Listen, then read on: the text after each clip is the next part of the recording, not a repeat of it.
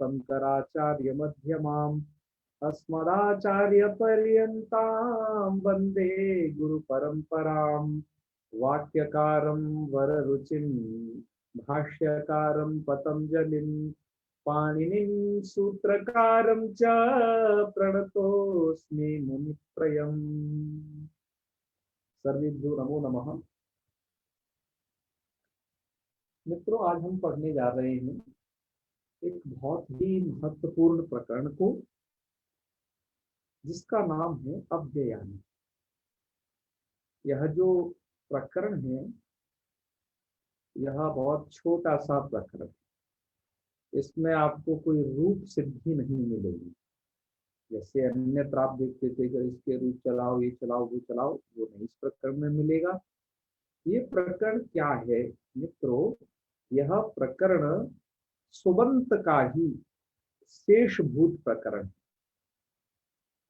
हाँ हूं करो भैया बीच में। भूल गए क्या? जी जी जी। हाँ, तो ये सुबंत का ही एक प्रकरण है मित्रों।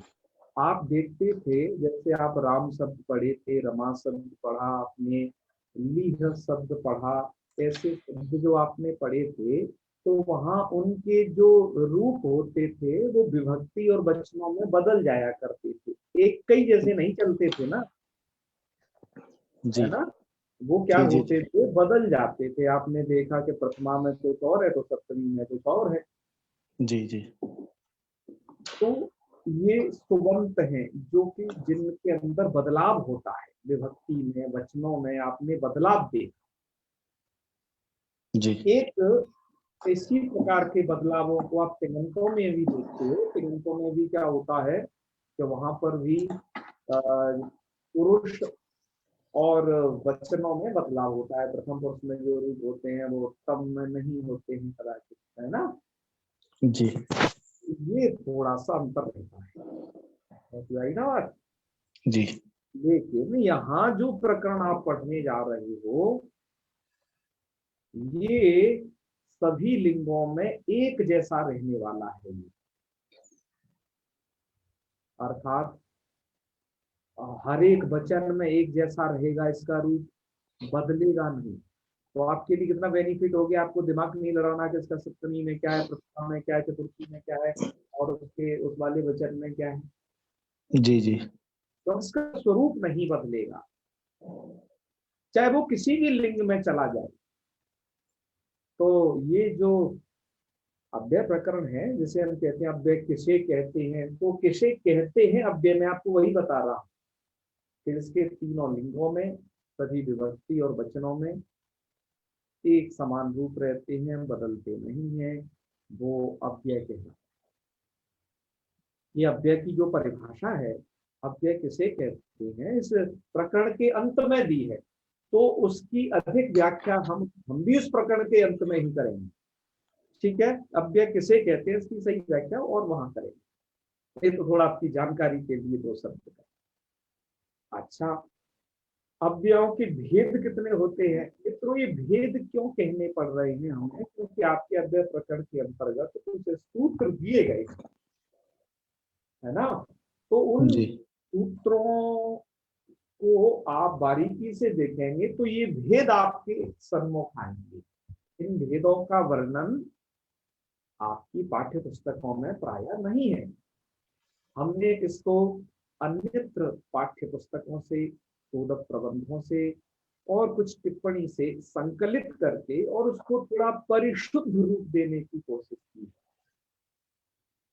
तो इस प्रकार का जो अव्ययों का भेद है, जैसे पहला है स्वराधीन, अर्थात इस के पीछे मूल कारण है, सबसे पहला सूत्र इसी प्रकार का स्वरादि निपात मध्य, सही पहला सूत्र। तो ये स्वरादि अव्यय होते हैं, अर्थात सदा स्वरादि घर में पढ़े गए होते हैं, वो अव्यय कहलाते हैं। दूसरा क्या है? निपाता, अर्थात जो कुछ निपात संज्ञक है वो भी अव्यय है। स्वरादियों से निपात को अलग पढ़ा गया है, उसमें कारण है, स्वर विषयक कारण है। स्वरादि के अतिरिक्त निपात जो होते हैं वो भी अव्यय संज्ञक होते हैं। निपात जो कहे गए हैं पाणिनि सूत्र के अनुसार, एक सूत्र है प्राग्वी स्वराम निपाता, सिद्धांत कौमुदी में आप लोगों ने पढ़ा है। तो वहां तक निपाता का अधिकार चलता है और उसमें चादयो सत्वे प्रादयः इस प्रकार के सूत्र भी उसी के अंतर्गत पड़े। तो जो निपातों में भेद है उसके अंतर्गत 2.1 देख रही हो चादय, 2.2 प्राग उपसर्गा, 2.3 कर्म प्रवचनीय और 2.4 गतय अर्थात गति संज्ञका। ठीक है जी जी तो इन निपातों के भेद को कुछ लोगों ने जब अव्यय के प्रकारों को किया है तो उसमें कुछ को इससे ये जो उप प्रकार है इनको मुख्य प्रकारों में गिन दिया गया है। कुछ पुस्तक में ऐसा किया गया है, केमदास श्रीदास की पुस्तक है उसमें। लेकिन मुझे ये जो सही लगा कि निपाता मूल हेडिंग होना चाहिए और ये सभी सब हेडिंग है उसकी, ये सब उसके अंतर्गत आने वाले, तो हमने उसी तरीके से उसको रखा है व्यवस्थित। तो ये दो पढ़ोगे, दो प्रकार के। तीसरा एक भेद है इसमें अव्ययों का, तद्धितांतानि अव्ययानि। कुछ अव्यय होते हैं मित्रों तद्धित प्रत्ययों से निष्पन्न, अर्थात आपने देखे पढ़ाई है कि दो प्रकार के प्रत्यय आप कृदंत और तद्धित की चर्चा प्राय सुनते रहते हैं। तो उसमें जो तद्धितांत अव्ययानि है वो सभी के सभी तद्धित प्रत्यांत अव्यय संज्ञक नहीं होते हैं, ऐसी भ्रांति नहीं पालना। आगे हालांकि इसके लिए आपको सूत्र आएगा तद्धित सर्व विभक्ति का, ऐसा एक सूत्र आएगा। तो उस सूत्र को हम पढ़ेंगे उस सूत्र के स्थान पर, लेकिन यहाँ पर उसमें परिगणन किया गया है भाष्यकार द्वारा। तो ऐसे तद्धितांत कैसे, परिगणितानि असर्व विभक्तिकानि, अर्थात असर्व विभक्तिक जिनसे सभी विभक्तियों की उत्पत्ति नहीं होती है, इस प्रकार के तद्धित, और उसमें भी उनका परिगणन कर लिया गया है। तो मुख्यतः जो बात है परिगणन, परिगणन का मतलब वो जो तद्धितांत हैं जो कि अव्यय संज्ञक होते हैं उनको गिन लिया गया है भाष्यकार द्वारा। आपके लघु सिद्धांत कौमुदी में भी वो कौन कौन से हैं गिने गिनाए आएंगे, तो हम उन्हें वहां उस स्थल पर जाकर के पढ़ेंगे। ठीक है जी। उसके बाद चौथा है ये कृदंतानि। सभी कृदंत प्रत्यय जो होते हैं वो अव्यय संज्ञक नहीं होते। सभी कृदंत प्रत्यांत जो शब्द होगा वो अव्यय संज्ञक नहीं होगा। उसमें से कुछ छांटे पाणिनि जी ने कुछ सूत्र बनाए मित्रों, और वो सूत्र क्या है, मांत जैसे कृण्मेजनता, कृण्मेजन, उसको लेकर के इसमें पहला किया गया है मांत और एजन। ठीक है फिर है कित्वातोषण कृष्णौ, एक सूत्र है वहां पर है अक्वातोषण, तो उसको लेकर के इसमें और ये जोड़ दिया गया है कित्वांत, तोषणंत और किशोनंत, अर्थात इन प्रत्ययों से बने हुए कित्वा से, तोषण से, किशुन से, ये प्रत्यय अंत में जुड़े हैं, कृदंत संज्ञक प्रत्यय हैं, तो कृत संज्ञक प्रत्यय हैं, तो ये कृदंत अव्यय संज्ञक होंगे। और जो कृदंत अर्थात जो कृत संज्ञक प्रत्यय है जिसे आप कृदंत कहते हो, वो यदि मांत है और वो एजंत है, मांत का मतलब मकार है अंत में जिसके, एजंत का मतलब ए ओ आई औ ये अंत में होंगे तो वो अव्यय संज्ञक होंगे, तो वो अव्यय कहलाएगा जी। जी तो कृदंत अद्वितांतों को तो हम उस प्रकरण में विशेष रूप से पढ़ेंगे ही। यहाँ पर तो हम थोड़ा सा ये देखेंगे कि बस भैया इनमें मांत कौन है, एजंत कौन है, कितवा कुशन कुशन वाले कौन है, इनको थोड़ा सा जानेंगे।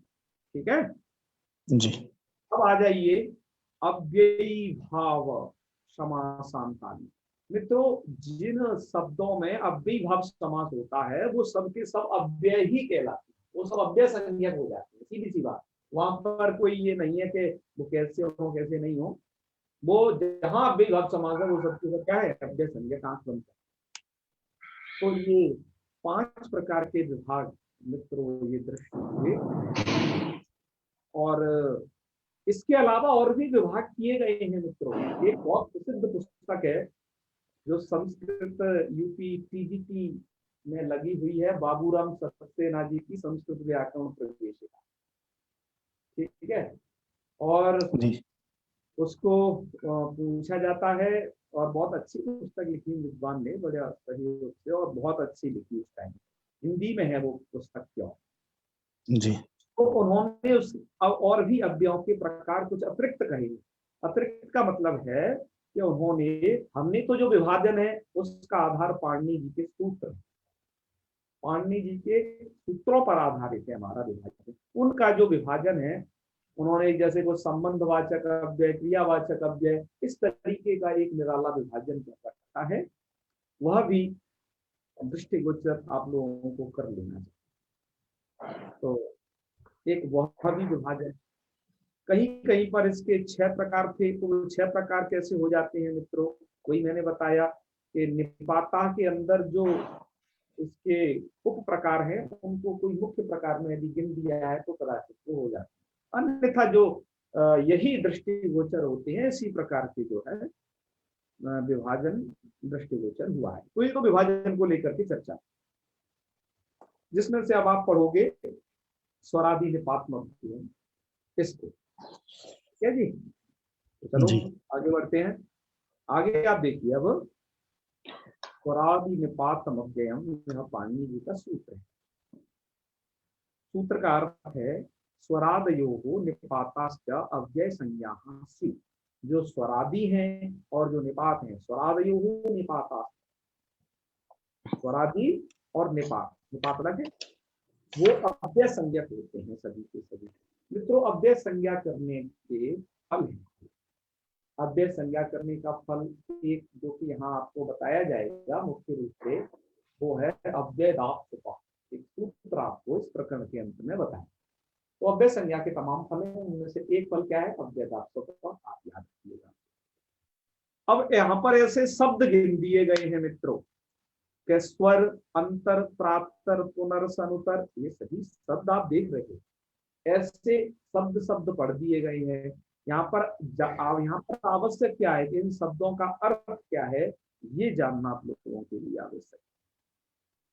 तो हम इन अर्थों को भी देखेंगे कि क्या इनके अर्थ। मित्रों, बहुत सारे संस्करणों में, मैं जो बात कह रहा हूँ उसको ध्यान से सुन लीजिए, जी बहुत सारे संस्करणों में एक वत इस प्रकार का शब्द लिखा हुआ है, वो दरअसल में गण सूत्रम है। गण सूत्रम का मतलब होता है मित्रों कि स्वरादि निपात मध्ययम, यह तो एक पाणिनि जी का सूत्र, जो यहाँ पर स्वरादि में जो आदि शब्द आया है, वो ये बताता है कि ये शायद पाणिनि जी किसी गण को, गण के लिए कह रहे हैं कि जी स्वरादि शब्द है काफी बहुत सारे, उसके लिए निर्दिष्ट पाणिनि जी करना चाहते हैं। तो ये स्वरादि तो गण हो गया जो पाणिनि जी कह रहे हैं, और स्वरादि के अंतर्गत अब जो सूत्र आएंगे उनको बोला जाता है गण सूत्र। हालांकि मित्रों, यहाँ पर जो गण सूत्रों की संख्या है स्वरादि के अंदर, काशिका में कुछ अलग तरीके से है, तो वो तो काशिका अनुसार समझना। वहां पर कुछ ये जो आप सूत्र देखे हो ना आपने इस प्रकरण में, पाणिनि जी के जो सूत्र है और कृम्य जनता इत्यादि, इन सूत्रों को भी काशिका में गण सूत्र के रूप में कदाचित पढ़ा गया है। तो खैर वो एक अलग प्रकार की बात है, लेकिन हम जो यहाँ मुख्य बात ये करना चाहते हैं कि सूत्र के अंदर, पाणिनि जी के सूत्र के अंदर स्वरादि एक गण, तो उसके अंदर एक सूत्र पढ़ा पाणिनि जी ने वत, क्योंकि गण सूत्रों के भी कर्ता जो है, वो गण पाठ के भी कर्ता पाणिनि जी बताए जाते हैं। तो वत नाम का एक सूत्र पढ़ा, ये गण सूत्र है, समझे ना, ये उस गण के अंदर अंतर्गत पढ़ा गया सूत्र। तो वत क्या कहता है, वत सूत्र, ये सूत्र कहता है कि वत प्रत्यांत स्वरादि गण सन्निविष्टो वेदितव्यः, कि जो वत प्रत्यांत होंगे वो सभी को स्वरादि गण सन्निविष्टा, उनको स्वरादि गण के अंदर समझना होगा। सन्निविष्टो वेदितव्यः इत्युक्ते ज्ञातव्यः। जी इसके उदाहरण क्या है, इसके उदाहरण उन्होंने पढ़े, जैसे ब्राह्मणवत और क्षत्रियवत, इनमें वत प्रत्यय है, तो ये गण सूत्र है यहाँ पर, जिसके ये 2 उदाहरण, ठीक है। और बहुत सारे लोग वत को एक शब्द मानते हुए इसकी व्याख्या कर जाते हैं, स्वरादि के अंतर्गत का एक शब्द मानते हुए व्याख्या कर जाते हैं। वैसी व्याख्या से बचना चाहिए। तो अब एक आप जब ये तद्धितांतों को पढ़ोगे तो तद्धित संज्ञक भी अव्यय होते हैं, उसमें से गिने सुने हैं, परिगणित किया है पतंजलि ने। तो वहां पर भी आगे चल के वहां पर भी वत आया हुआ है। तो वत आपको दो जगह मिल जाएगा, एक तो एक स्वरादि में देख ही रहे हो, और एक आगे संकलन किया गया है तेन तुल्यं क्रिया चिदवती वाला एक वती है, वो भी आपको आगे मिलेगा। तो ये क्या दो दो बार वत को क्यों ग्रहण करना, अभी तो एक बार आप देख रहे हो, एक बार आगे भी हम बताएंगे, आपको चिंता न करें। तो दोनों वत का जो प्रयोजन है उसमें विद्वानों के दो मत, उन दोनों मतों को हम जब वो अगला वत पढ़ाएंगे वहां बताएंगे। हालांकि भीमसेन शास्त्री जैसे लोगों का तो ये कहना है कि यहीं पर एक ही जगह वत पढ़ देना चाहिए और एक जगह वहां से हटा देना, लेकिन इसके और जो प्रयोजन है वो हम आपको बताएंगे कि स्वरादि निपात मध्यम के अंतर्गत, स्वरादि के अंतर्गत पढ़े गए इनका क्या प्रयोजन है, और उससे जो आगे आएंगे जो तद्धित संज्ञक कृदंत संज्ञक जो अव्यय हैं उनको कहने का क्या प्रयोजन है। हालांकि है तो वह भी स्वरादि, ठीक है, उनका अलग से बताएंगे। इसके बाद और भी कुछ शब्द पढ़े गए जैसे सना सनम सना, तो इन सब के पढ़ेंगे, इन सब का अर्थ क्या है ये भी जानेंगे। और लास्ट में लिखा है इसके आकृति गणोयम, और कहा ये स्वरादि गण जो है आकृति गण, आकृति गण का भैया मतलब ये है कि इतने जो शब्द पढ़े हो इतने ही नहीं है, बल्कि आकृत्या गण्यन्ते स्वरूपेण पश्यन्ति आकृति, समझ रहे हो ना जी, कि जिनकी आकृति वैसी समझ ली जाए कि आप जिस शब्द में देखो कह रहे भैया ये तो तीनों लिंगों में एक जैसा हो रहा है, इसमें कोई विकार नहीं आ रहा है, ये तो अविकारी शब्द जैसा कुछ लग रहा है, तो उसे और कहीं मिले ना आपको इधर उधर, इधर उधर का मतलब और किसी विभाजन में आपको लगे ना कि कृदंत में है, कृदंत संज्ञक अव्यय में, तद्धित संज्ञक अव्यय में या विभाग संज्ञक अव्यय में, तो उसे तुरंत यहाँ पटक लेंगे कि भैया ये तुम स्वरादि गण वाले, ठीक है। तो उनकी भी लिस्टिंग कर दी गई है प्रायः। जो आकृति गण है, आकृति गण में जो अन्य इस प्रकार की आकृति के मिले हैं बहुत ही प्रसिद्ध शब्द, उनको भीमसेन शास्त्री जी ने अपनी पुस्तक में दे दिया है, आप वहां से उन्हें देख सकते हैं। मुख्य रूप से आपका पाठ इतना ही है इसमें, जो ये स्वरादि हो सकते। तो मित्रों अब से पहले भी समझ रहे हैं, अब से पहले भी हमने मैं कह रहा हूं कि लगभग 2013-14 की बात है, तब भी हमने अव्यय प्रकरण पर काम किया था, हमने बताया एक शोध किया था, ठीक है जी जी। तो हम पहले चाहते हैं कि यह जो शास्त्रीय विषय है इसको पढ़ाने से पूर्व, अर्थात आपकी लघु सिद्धांत कौमुदी में जो ये है इससे पढ़ाने से पूर्व हम आपको पढ़ाना चाहते हैं कि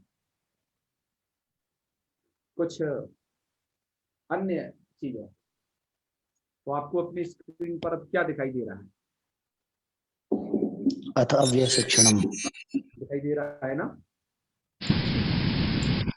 अथ अव्यय शिक्षणम। इस प्रोग्राम के अंतर्गत, हाँ बिल्कुल सर, इस प्रोग्राम के अंतर्गत ये सेल्फ लर्निंग मटेरियल है अव्यय को सीखने के लिए। जी। तो इस पर हमने काम किया था, हमने सोचा कि अव्ययों को समझने में, उनका अर्थ समझने में आपको ये विशेष सहायता देगा। तो हम लगभग इसको 20 मिनट में देख लेंगे पूरा, आप चिंता न करें। तो इसमें अव्यय का अर्थ क्या होता है, तो इसको क्लिक करते हैं, हम लोगों के सन्मुख अव्यय का अर्थ आ जाएगा कि न व्ययति अव्ययम, अर्थात ये शब्दाः लिंग वचन विभक्ति सुनाम परिणमन्ते, अर्थात अविकारी शब्दाः अव्ययानि।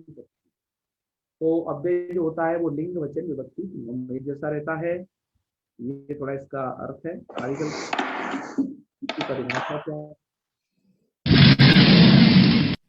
इसकी परिभाषा यही है जो आप इस प्रकरण के अंत में पढ़ोगे। हम भी लघु सिद्धांत कौमुदी के अंत में इसकी व्याख्या भी करेंगे। सदृशम त्रिषु लिंगेषु सर्वासु च विभक्तिषु वचनेषु च सर्वेषु यन्नवेति तदन्ति। ठीक है, अव्यय तीनों जगह समान होते हैं, तीनों लिंगों में एक जैसे होंगे, तीनों वचनों में एक जैसे और सातों विभक्तियों में एक जैसे। ठीक है, श्याम सुंदर जी आपको दिखाई दे रहा है ना? जी जी हाँ, अब अव्यय पढ़ने की आवश्यकता क्या है?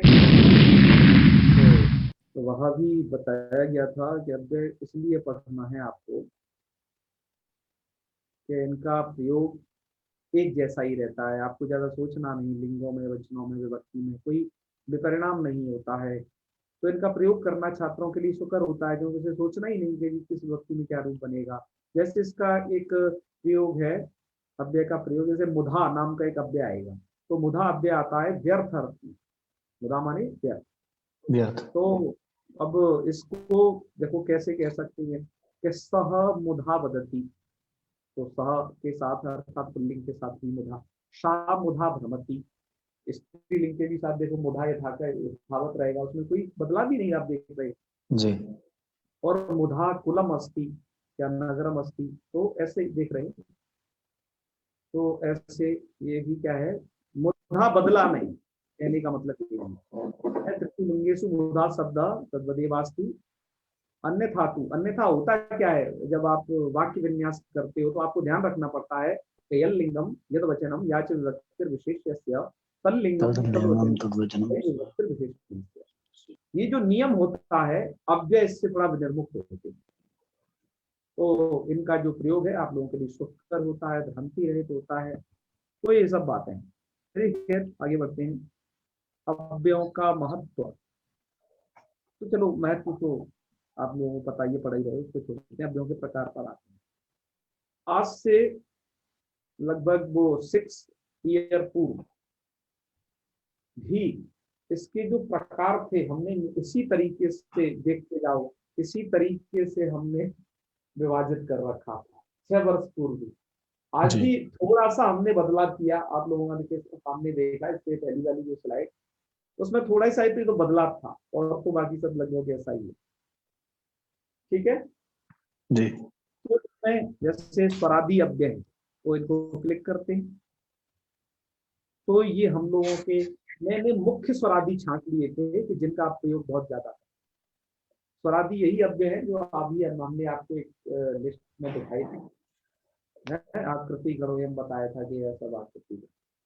तो जैसे इसमें अंतर, अंतर का अर्थ होता है मध्य, मैंने यहाँ मध्य लिखा हुआ है। जी। तो देखिए आप यहाँ पर मध्य मतलब इसको कैसे वाक्य में आपको प्रयोग करना है। अंतः नाम का एक अव्यय है, ठीक है। तो क्या है, भगवान विष्णु क्षीर सागर से अंतस्ते, तो ये संधि का थोड़ा कार्य हो गया है थोड़ा सा। तो अंतः का मतलब आप समझ गए हो जी, ये इसका अर्थ होता है मध्य। ठीक है, जी। पीछे चलते हैं।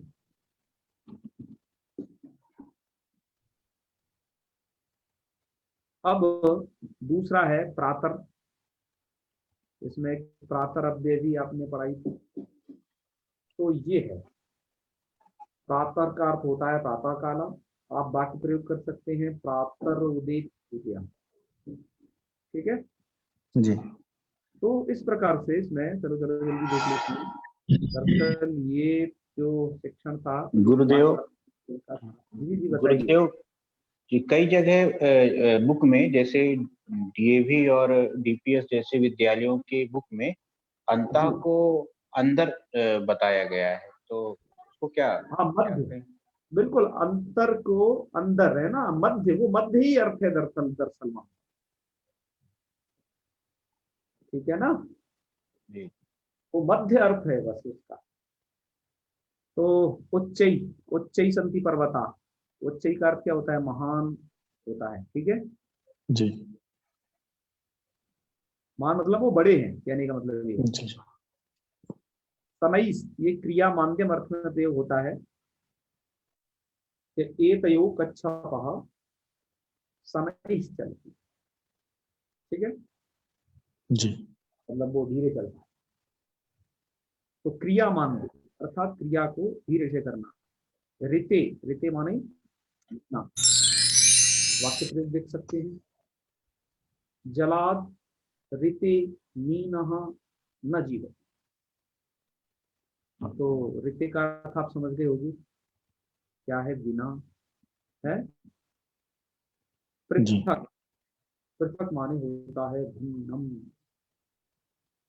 तो ससकौ परस्परात् पृथक इसका अर्थात ये जो दशक हैं एक दूसरे से पृथक हैं, मतलब एक का कलर अलग है, दूसरे का अलग है। ठीक है, चलो। ये यशगत दिनम, हमने यहाँ पर 3 अव्यय बताए हैं, स्वस, अद्य और हिय, है ना? एक नहीं, तीनों को समेटा है। तो जैसे मान लीजिए अद्य मंगलवासरा, तो उसको बुधवासरा या सोमवासरा हो जाएगा। ठीक है, तो आगे बढ़ते हैं अब। ईशत, ईशत का अर्थ होता है अल्प। अब इसका प्रयोग भी देख सकते हैं कि आपको प्रयोग कैसे करना है। तो ईशत अल्पः, इसके साथ हमने बहु को भी साथ में बढ़ा दिया, बहु अर्थात पर्याप्त। तो चषके ईशत जलमस्ति और चषके बहु जलमस्ति। तो कैसे करके तूष्णी होता है, तो कोलाहलम कुरुता, सबको कोलाहल करते हैं। और कपोत्सव तूष्णीम चेष्टता, तो तूष्णीम का प्रयोग ऐसे मौन नंबर। ठीक है, आगे बढ़ते हैं। समया कहते हैं समीप, समया समीप अर्थ है। ये तो स्वनिम के पहले एक जोशम है, क्या है? आपने नहीं लिखा है लेकिन जोशम, जोशम। हाँ, हमने उसको क्या है, मुख्य मुख्य छांटे हैं, वो सभी के अर्थ हम अभी बाद में बता देंगे जो उसमें टोटल पड़े हुए हैं। जी ठीक है, नहीं तो हम मुख्य छांटे हैं। जैसे मध्य प्रदेशम समया उत्तर प्रदेश, तो समया मतलब समीप, मध्य प्रदेश दूरम केरल प्रदेश, समझ जाओगे आराम। और नक्तम, नक्तम का मतलब क्या होता है, आप इस चित्र को देखते ही समझ जाओ। वाह, नक्तम उदय की चंद्र, चंद्रमा उदय, तो नक्तम ये अव्यय भी है। ठीक है, इसका अर्थ होता है रात्रि। चलिए, अंतरा, देखो अंतर अलग है और ये अंतरा ये अलग है। ठीक है ना, एक एक अंतरम और प्रयोग होता है, अंतरम तो एक अंतरेण होता है, उसका अर्थ बिना होता है, देख, इसका अर्थ होता है मध्य। स्वाम माम अंतरा हरि, जैसे आया है ना, ऐसे नील पुरुषान अंतरा रक्त। तो ये भैया रेड कलर का पुरुष है ना, जैसे हॉलीवुड मूवी में होते हैं कुछ, तो ये रेड में। सम अर्थात सुखम, तो सम सुखम, तो योगी जो है प्रजायाः सम इच्छति, अर्थात सुखम इच्छति। नाना अनेकः, नदी तीरे नाना वृक्षाः सन्ति, तो नाना का अर्थ समझ गए होंगे, अनेक ऐसा होता। नाना का अर्थ बिना भी होता है, समझिए, मैंने यहाँ अनेका भी लिखा है, नाना का अर्थ क्या है, बिना।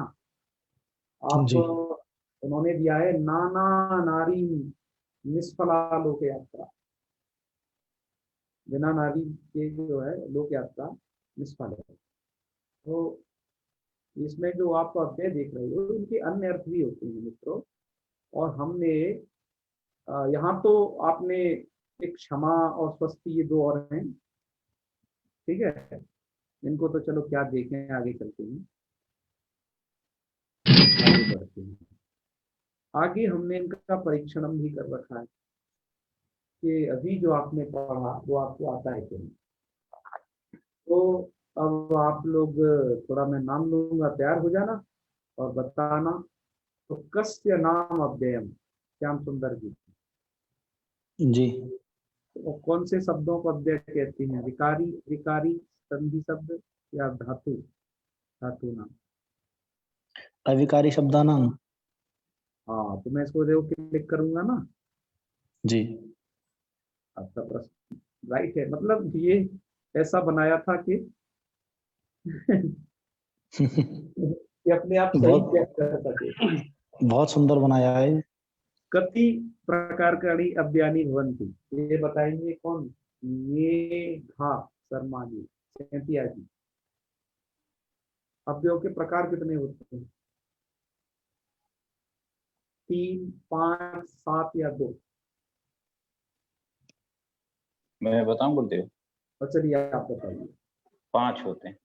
5, वेरी गुड। देखो आपने 5 पर क्लिक किया, आपका उत्तर सही है। आगे चलते हैं। देखो, अंतर इत्यस्य अर्थः भवति। तो अमर जी है क्या? अमर जी बताइए, अंतर का अर्थ मध्य। है? हाँ, मध्य, सही है, बिल्कुल राइट। हाँ, तूष्णीम इत्यस्य अर्थो भवति मौनम। मौनम। अरे वाह, देखो आपका उत्तर सही है। और आगे है ऋते इति अव्यस्य अर्थः कः? ऋते का बिना। बिना। है ना?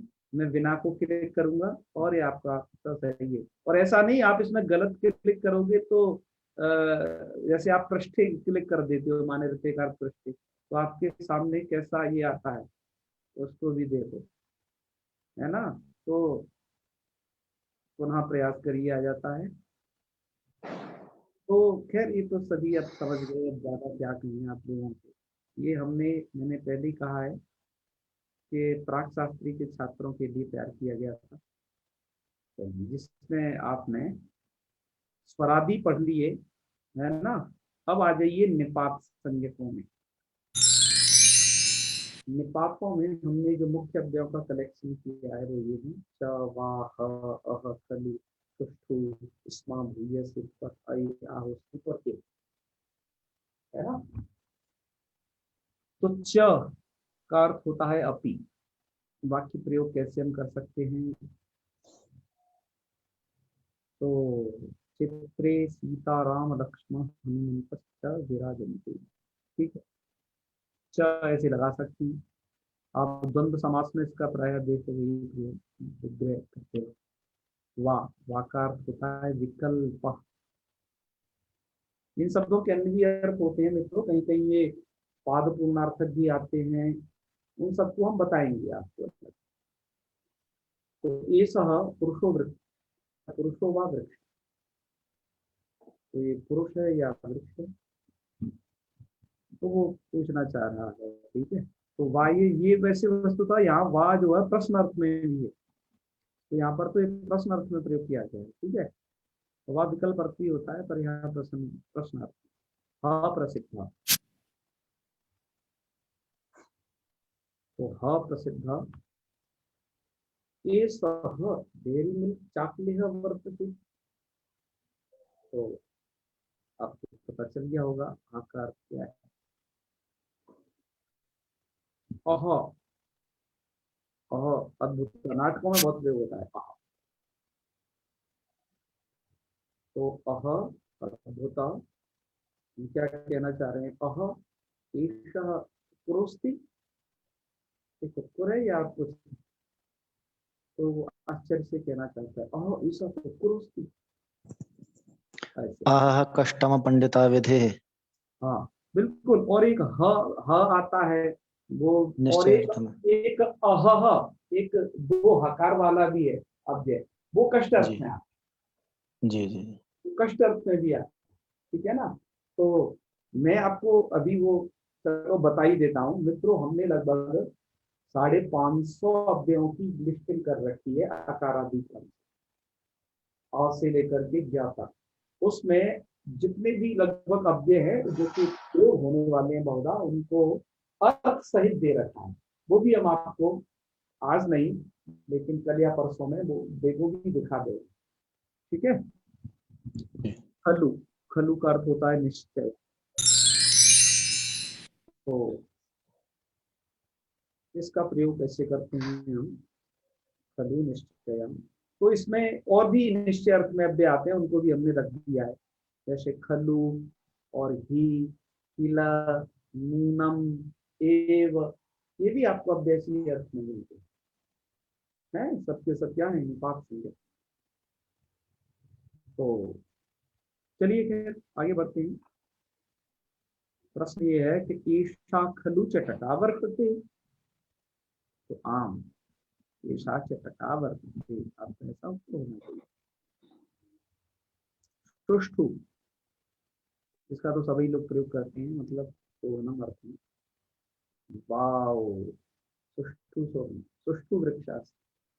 तो ये वृक्ष जो है जिस ऋतु में खिलता है, आपने देखा होगा प्रायः कितना सुंदर नजारा होता है ना? इस पर एक धुआंधार फूल। गुलमोहर का है ये पेड़। अच्छा, गुलमोहर है ना? इस समय खूब खिल रहा है ये अच्छा, बसंत में। हाँ जो पीले पेड़ होते हैं वो अमलतास होता है। हाँ, वो हाँ इस प्रकार के में अमलतास होता है, सही कह रहे हैं। जी। इसमें अति अर्थ में आता है, तो ये है मीठा।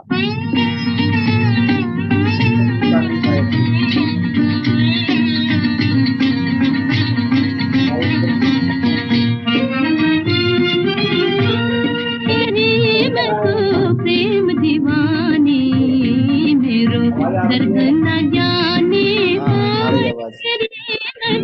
प्रेम दीवानी मेरो दर्द न जाने की आवाज आ रही है बड़े भैया।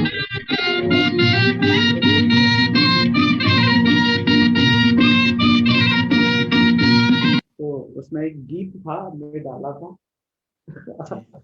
आगे बढ़ते हैं। भूयस अर्थात वारंवारम।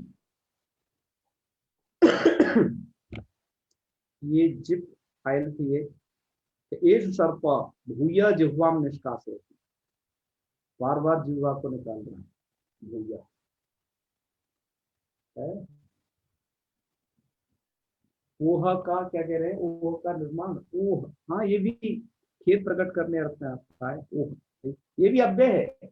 जो देखो अव्यय आपके लघु सिद्धांत कौमुदी में नहीं है ना, वो आप स्वरादि में ही, स्वरादि भी आकृति गण है और आगे चाबी को भी आकृति गण बताया जाएगा, तो उन दोनों में यथासंभव उनको उनका समावेश कर ले बताएंगे, इनको जो बच जाएंगे। युगपत सहैव, एते युगपत विचार विमर्शन कुर्वन्,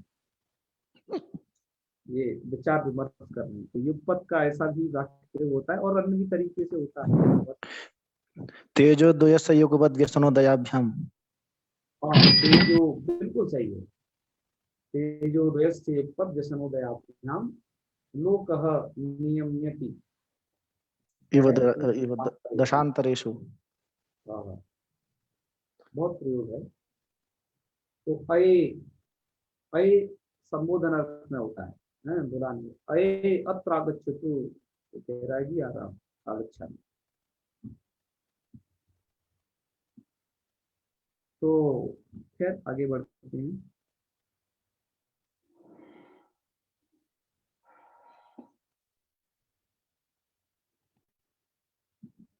इसके बाद है आहुस्वित।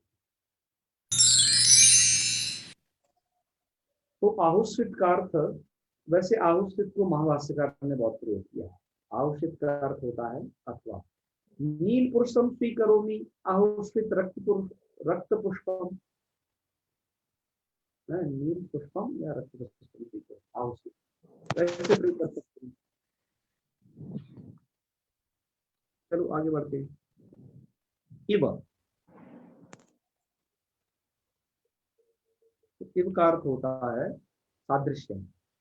ई टू इव मी टू वर्तते, इनके नाम है, मतलब ये ना, एक दोनों एक जैसे। ई टू मी टू तो आपने ये देखा। ऐसे इसका भी अभ्यास, आपने उसका अभ्यास पढ़ा था, इसका भी अभ्यास है इसमें,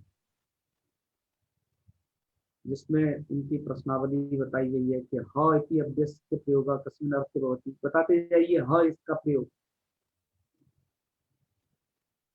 प्रसिद्धे अर्थे, ह आया था ना, एस ह डेयरी मिल्क चॉकलेट, प्रसिद्ध अर्थ में।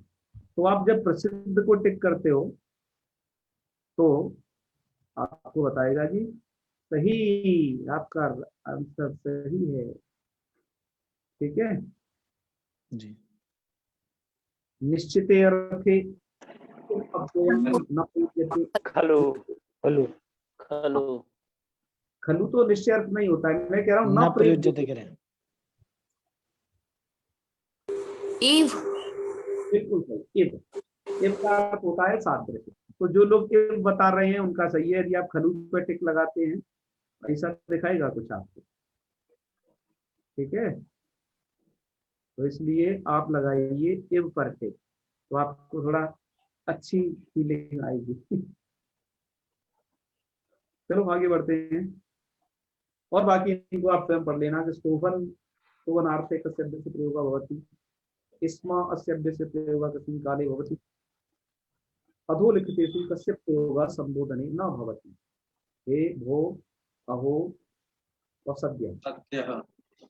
ठीक है, तो चलो खैर आप ये जानते ही है। तो ये आपने दो निपटा लिए, एक तो वो अव्यय निपटा लिए जो कैसे थे स्वरादि वाले, और एक ये अव्यय वाले निपटा लिए। ठीक है, विपात वाले निपटा दिए। अब आइए तद्धितांतों में। तो तद्धितांतों में है या छोटी सी बताई गई है, विस्तार तो हम आपको अब पढ़ाएंगे इसका। तद्धितांत वाले ये हैं आपके, कदा है, क्व, कदा एकत्र परितः है, सद्य, उपरिष्टात वत, वत यहाँ पे भी आया है, ध्यान रखना, तद्धितांतों में बताया ना, और द्विधा और सक्रिय। तो कदा कस्मिन् समय, एकत्र, एकस्मिन्, चलो, तो जनाः एकत्र उपविश्य विचार विमर्शं कुर्वन्ति। एकत्र का अर्थ आप समझ गए क्या है। ऐसे ही उभयतः, द्विदिक्षु, परितः, चतुर्दिक्षु, सद्यः, शीघ्रम, को देख लेते हैं। तो दुग्धः सद्यः बलवर्धकः भवति। ठीक है, तो सद्यः। क्व, पुत्र, क्व का क्या बनाया हुआ है जी,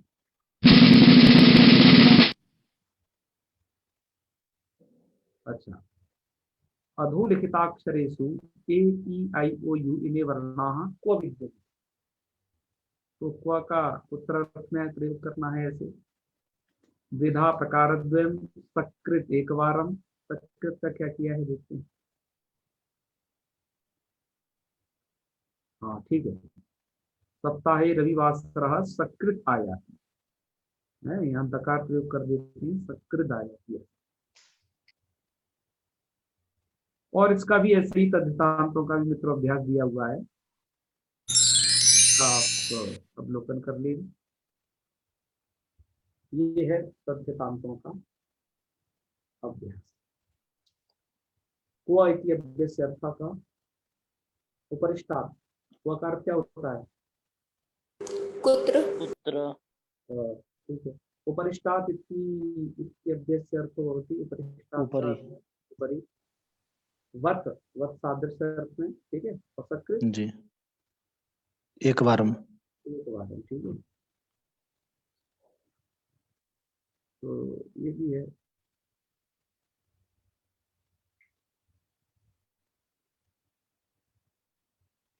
चलो आगे बढ़ते हैं। तद्धितांतों को भी ऐसे आपने देख लिया,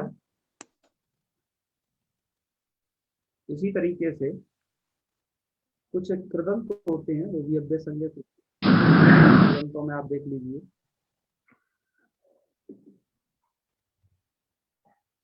तो कृदंतों में उसमें सूचना भी दी गई है कि मकारांत कृदंताभ्य संज्ञा भवन्ति, एजंतों की बात नहीं की, हालांकि कृण में जनता सूत्र द्वारा एजंत कृदंती अभ्य संज्ञा होती है और कृत्वा प्रत्यांता, क्योंकि ये मुख्य थे ये प्रयोग, औरों का प्रयोग कम होता है और उसमें हमने अभी जो बनाया उसमें पूरी जानकारी। तो जिसमें ध्यायम ध्यायम, ठीक है जी ये क्या है, मकारांत है एक कृदंत, लेकिन ध्यायम ध्यायम नमुल प्रत्यय है इसमें और ये मकारांत कृदंत है, तो अभ्य संज्ञा। ईश्वरम ध्यायम ध्यायम योगी मोक्षम प्राप्त, तो ईश्वर का ध्यान कर कर है योगी मोक्ष को प्राप्त होता है। खादितुम आहार्थम, आप देखिए तो ये बालक क्या कह रहा है, ये बालक सोच रहा है अहम रसगोलकानी खादितुम जलपान, बालक कहो अहम न कहो, बालक रसगोलकानी खादितुम जलपान ग्रहण करते, तो ये रेस्टोरेंट में जा रहा है जलपान ग्रहण, रसगुल्ले खाने के लिए। तो खादितुम, ये जो आप जो भी प्रयोग करते हो ना, पठितुम गंतुम खादितुम, ये सब अव्यय। ऐसे ही पीत्वा प्रयोग करते हो, खादित्वा करते हो, गत्वा करते हो, इस सभी का सभी क्या है, इस सभी का सभी अव्यय, अव्यय संज्ञक है। तो बालिका पानीयम पीत्वा विद्यालयम गच्छति, ठीक है, पीत्वा ये अव्यय है। तो आपने ये देखे कुछ कृदंत, ये क्या देखे आपने, कृदंत वाले कृदंत। अब आ जाइए अंतर में प्रवेश करते हैं, अव्ययी भाव संज्ञा, अर्थात अव्ययी भाव जहां जहां समास है वो सभी के सभी जो उसके उदाहरण है वो अव्यय संज्ञक है। इसमें लिखा भी गया है सत्या ध्यान न पठन्ति, अव्ययी भाव समासे विद्यमानानि सर्वाण्यपि उदाहरणानि अव्यय संज्ञकानि भवन्ति, सभी के सभी, ठीक है। हमने उसमें से मुख्य छाट लिए हैं कुछ, जैसे अधिसागरम, निर्मक्षिकम, अतिहिमम, समक्षम है। तो अधिसागरम का अर्थ होता है जैसे अधिमंचम, अधिसागरम, इसका अर्थ होता है सागर की नदी। तो यहाँ पर बताया गया है कि अधिसागरम विभिन्नाः वनस्पतयः जीवाश्च सन्ति। तो अधिसागरम का अर्थ है सागर की नदी, समुद्र मध्य, ठीक है, वनस्पति और जीव। वैसे निर्मक्षिकम, निर्मक्षिकम में ऐसा कुछ वाक्य प्रयोग कर सकते हैं, इदम नगरम निर्मक्षिकम अस्ति, यह जो नगर क्या है निर्मक्षिकम, एक मक्खी भी नहीं है, ठीक है जी। जैसे ही बहुत सारे जहाँ टेम्परेचर या तो बहुत ठंडा रहता है या बहुत ज्यादा गर्म रहता है, तो वहां पर भी मच्छर और मक्खियों का कोई, यहाँ पर हिमस्य अति हिमम का अर्थ हमने मित्रों हिमस्य आधिक्य किया है, ये नागेश जी के मतानुसार है। दीक्षित जी के मतानुसार तो हिमस्य ध्वंसा अति हिमम होता है, हिमस्य अत्यय, लेकिन हमें जो लगा कि दीक्षित जी के मत की अपेक्षा नागेश जी का मत ज्यादा सही है, तो हमने अति हिमम का हिमस्य आधिक्यम यही अर्थ किया है यहाँ पर। तो अति हिमम हिमस्य आधिक्य अस्मिन् क्षेत्रे अति हिमम, ऐसी हम बात कर सकते हैं, ठीक है जी। और समक्षम ये सब जो है तो विभाव समास में जो सूत्र पढ़े गए हैं वो सबके सब हैं। तो शिक्षिका या समक्षम छात्रा कोलाहलम कुर्वन्ति, ठीक है। तो इस प्रकार का था कुछ ये, इसके यहाँ हम इनका भी अभ्यास सबका दिया गया है कि आपने जो जितने संज्ञा के ग्रंथों को पढ़ा उन सबका यहाँ अभ्यास जरूर किया। तो अभ्यास आप लोगों के सम्मुख है। ये पीत्वा इत्यर्थो भवति पानं कृत्वा, अधिसागरम इत्यर्थो भवति तो समुद्र मध्य, ठीक है, या सागर मध्य। निर्मक्षिकम कह रहे हैं कह समासाभ्य संज्ञा भवति, तो तत्पुरुष या बहुब्री या द्वंद्व या बेधा, तो आपका अर्थ होना चाहिए अब देख, ये करोगे तो ठीक है। तो इस तरीके से मित्रों, तो समझ रहे हैं ना। गुरुजी एक प्रश्न था, जैसे हाँ। अधिसागरम में तो कर दिए कि समुद्र मध्य है, लेकिन जब अधिहरि करेंगे तो अधिहरि मध्य का शब्द अर्थ है कैसे आएगा? हरव, हरव मध्य करे शब्द कैसे वहां पे आएगा? है। वहां पे मध्य कैसे आएगा? हरि में वहां पर अधिकरण की अर्थ, अधिकरण अर्थ को कहना है ना। हरो इति अभिहरि तो बनता है, लेकिन तो हरो यानी हरि के मध्य में या हरि में? हरि में है ना, हरि में तो यही अर्थ है। मध्य तो वहां पे नहीं रहेगा फिर, तो फिर हम्म, गुरुदेव, हरि का एक अर्थ जल भी होता है ना, तो जल हाँ, के हरि बीच में अर्थ आ जाएगा। वो एक अलग अर्थ है। हरि शब्द का अर्थ ऐसा लेते नहीं। तो जैसे सप्तमी के तो जो अधिकरण है ना, वो कई प्रकार का होता है पुरुषोत्तम जी। जी तो मैं का प्रॉपर उसमें घुस के नहीं होता कहीं कहीं। जैसे वृक्षे गावः सेरते, वटे गावः सेरते, तो वटे गावः सेरते का अर्थ क्या होता है कि पेड़ पर गाय सोती है या पेड़ में गाय, पेड़ के नीचे सोती। नहीं ऐसा अर्थ किया जाता है क्या। जी तो सप्तमी के तमाम अर्थ हैं, इनसे आप अवगत हैं। कारक में भी इनकी हम से चर्चा करेंगे। जी जी जी जी जी जी नहीं, हमने अधिसागरम जब आपने बताया तो फिर हमने सोचा कि तो नहीं ऐसा भी दरअसल हो सकता है। क्या है, उसमें बहुत सारे शब्दों को बच्चों के हिसाब से भी सेट कर दिया, उनके जल्दी से समझ में आ जाए, जिनका संस्कृत बैकग्राउंड नहीं है उनको भी वो सही से हो। जी ठीक है, जी जी तो अब आ जाइए आगे। और पढ़ना है क्या, वो क्या वो उसको कल देखें, इत्यलम। तो इत्तेलम कर लेते हैं, है ना। अब आगे जो आपके लघु सिद्धांत कौमुदी का जो पाठ है, हालांकि हमने आज काफी स्क्रीनशॉट भी ले रखे वो सब, पर अब वो सब अब कल करेंगे। आज के लिए इतना ही काफी है मित्रों। ये अव्यय का आपको एक परिचय जरूर प्राप्त हो गया होगा कि अव्यय कहते किसे हैं, कितने प्रकार का होता है, कैसे कैसे इसके प्रयोग करने चाहिए। और अव्यय को लेकर के भीषण शास्त्री जी ने जो काम किया है वो बहुत ही स्तुत्य कार्य है मित्रों। चारुदेव शास्त्री जी ने भी जो कार्य किया है वो बहुत स्तुत्य कार्य है। दोनों का लगभग एक जैसा है। और हमारे पास अभी कुछ दिनों पहले एक पुस्तक और अव्यय को लेकर के आई मित्रों, हम आपको उसको आपके ग्रुप में भी शेयर करेंगे। वो भी अव्यय को लेकर के बहुत अच्छी किताब है। और भगवत कृपा से देखो, मैं आपको भी अव्यय पढ़ा रहा हूँ आज, है ना। और वो पुस्तक अभी मुझे 4-5 दिन पहले ही मिली, मतलब मिली का मतलब किसी ने ऐसे ही ग्रुप में भेजी थी, मैं तमाम ग्रुपों में जुड़ा हुआ हूँ, तो मुझे अच्छी लगी कि मैंने वाह इससे पढ़ाऊंगा और अच्छा रहेगा। तो भगवान अपने आप सब कुछ भेज दे रहे हैं आप लोगों के द्वारा। तो आप लोग पढ़ते रहिए बस इसी तरीके से धैर्य के साथ। पढ़ाई में मित्रों धैर्य की बहुत आवश्यकता होती है। आजकल मोदी जी भी कह रहे हैं जी धैर्य धारण करिए, ठीक है। तो धैर्य धारण सबको करना है।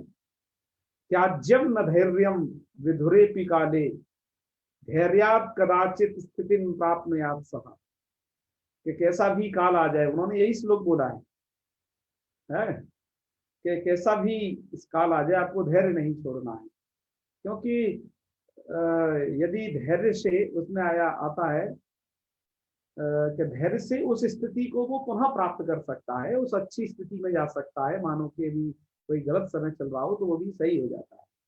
धैर्यात् कदाचित स्थिति आपने आपका। और क्या आता है वो, समुद्र मध्य पूत भंगे साम्यांत्रिका वांछति तर्कमेवा। यदि समुद्र के मध्य में पूत अर्थात जहाज का बेड़ा यदि भंग हो जाता है, तो साम्यांत्रिका जो उसका कैप्टन है जो है, वो वांछति तर्कमेवा, वो चाहता है कि नहीं कैसे ही मैं तैर करके और किसी एक जगह पर लग जाऊं। तो धैर्य की ये इतनी बड़ी महत्ता है।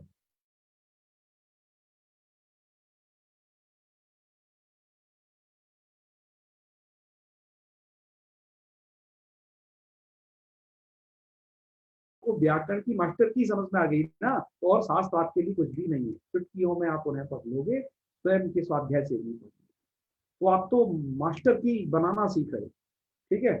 और जैसे ही बन जाएगी फिर किसी भी शास्त्र में प्रवेश कर जाओ बड़ी आराम से, कोई दिक्कत नहीं।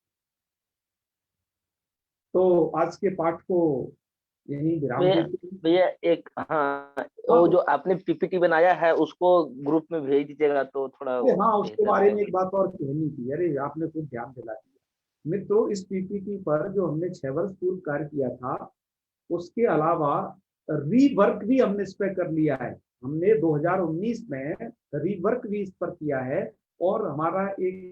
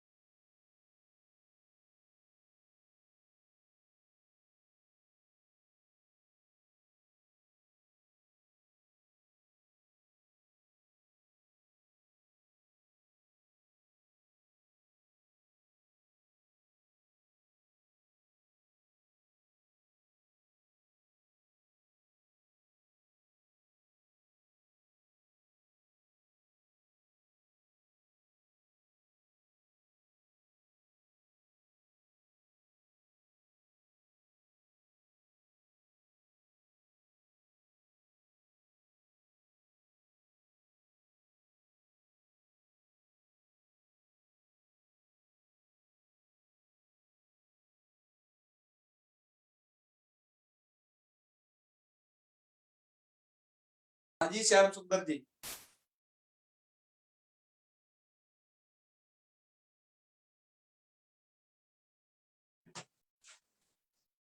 जी श्याम सुंदर जी, जी आवाज आ रही है अब? हाँ रहे यार, बीच में चली गई थी क्या?